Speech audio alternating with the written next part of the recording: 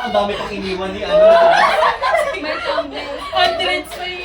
Sabi niya, gusto ko na naman ma-enjoy internship ko, pero bakit ako iwan niya yung isang taon? Kasi lang sa ano. Ano nga? Sorry, yung first impression ko siguro is ano.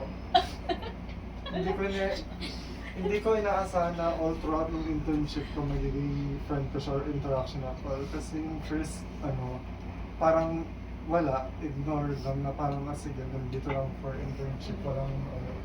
Pero yung memorable kasi sa akin, yung kami nila Agatha, yung una namin chikahan dun sa taas, naalala niyo pa. Yeah. Yung kasama si Miss Carly, Ah, diba? okay. Doon lang siguro nag-start Yung iba yung puno. Yes. Ayun naman, mumuna na sa likod. Yan lang siguro, yan kasi siguro yung start. Mamaya ka na list. Hindi mo spotlight. Doon lang siguro nag-start yung na hindi na dapat ano, expect ko na mag-fit in ako dito na hindi dapat ako makipag-confidence ng lahat. Tahimik kasi talaga si Ro. Yeah. As in. Malat lang siya kayo. Yan din yung... Di ba pala siya alis? Pinapaalis siya. Sorry. Pero pinapaalis. That's it, no? Siguro, Ay, siguro na ano, Sorry. ang bittersweet lang sa pakiramdam na lahat sila isa-isa. And then, sa hindi lahat na tayo.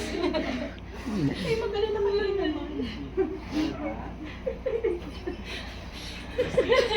Message pa impression or both. Kasi gusto ko na lang diretsahin na, ha? Anong pizza sabihin mo? Offend the word. Bro, ba't binigsabi sa akin yan? Nais ko lang malaman mo na recorded ang mga ang dami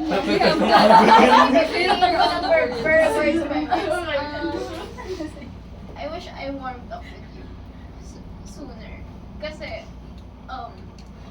I was kind of hesitant to, hindi naman kind of hesitant, parang, you know, just like everyone else, since I was still adjusting to the environment, I'm still, I think hesitant to approach everyone. And then, hindi ko malilimutan, you're the first person who gave us the lemon candy just to like soothe us down. Pero like after that, parang you reverted the parang parang you retreated to your own world. Parang you're alone there, working there, and then parang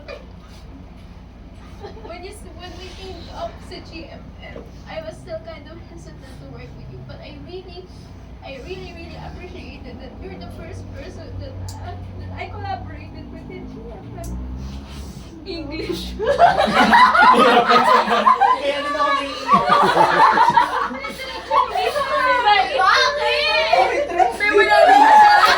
May wala lang siya.